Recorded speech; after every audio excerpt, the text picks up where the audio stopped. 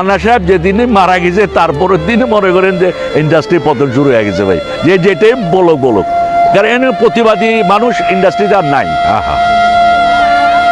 মান্নার মতো অভিনেতা তো মনে হয় পৃথিবীতে আছে কিনা সন্দেহ ভাই। আমি ঘটনা বলি আমার। জি ভাইয়া। ঘটনাটা হইলো কি, মান্না সাহেব যেদিন মারা গেল ওদের রাতে একসঙ্গে চাটা ওখানে কাছে যাই হোক, যেদিন মারা গেল সকালে তো আমরা শুনলাম, আসার সময় আমি মগবাজার থেকে আসতে পারতেছিলাম না। আমার গাড়ি ছিল স্টারলেট, টয়োটা স্টারলেট, আমার আটকা ফেললো। আমি নিজেতে বাঁচতে পারবো কিনা, ওখান থেকে আসতে পারবো কিনা সন্দেহ। মানে এত মানুষ।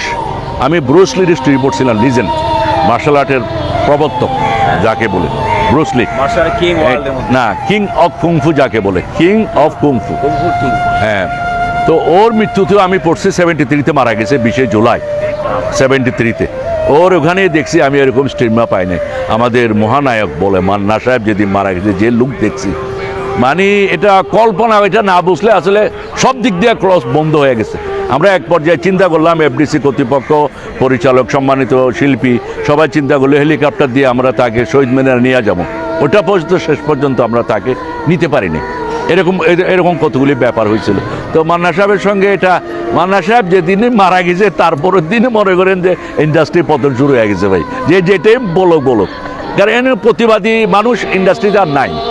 মান্নার মতো প্রতিবাদী অনেক কিছু বলে, হ্যান দেন অমুক সমুক বলে, মান্নার মতো প্রতিবাদী মানুষ কিন্তু নাই। কিন্তু এই যে মানুষের জন্য, শিল্পীদের জন্য, পরিচালকের জন্য যে সম্মান, যে ভালোবাসা ছিল, আর একটা কোনো হিরো, কোনো আর্টিস্ট খুব কম, হয়তো দু একজনের আছে, কিন্তু মান্নার মতো ছিল না। মান্না অলওয়েজ প্রতিবাদী মানুষ ছিল। মান্না একটা ছবিও করছিল, প্রতিবাদী কি জানি, একটা প্রতিবাদী মাস্টার। আমি আর্টিস্ট ছিলাম, মিশা সাহেব ছিল ও ছবির প্রযোজক। হ্যাঁ, আমি আর্টিস্ট ছিলাম, মান্না সাহেব প্রতিবাদী মাস্টার থাকে। তো হ্যাঁ, ছোটকু ভাই, আমরা 53 শুটিং করছিলাম। তো মান্না সাহেবের মাথা আসলে বইলা শেষ করা যাবে না, এত একটা সিরিয়াস মানুষ ছিল। আরে ভাই, স্মৃতি বহুত আছে ভাই, স্মৃতি বলেন, আমি বলি আপনাকে। আমাদের বলি, মান্না সাহেবের সঙ্গে একটা মেইন স্মৃতি হলো আমার কক্সবাজার হোটেল কস্তুয়া। হ্যাঁ, তো পপির সাথে আমার সিন মান্না ভাই ইন করবে। তো আমাদের ফাইটারটা ছিল আরমান সাহেব।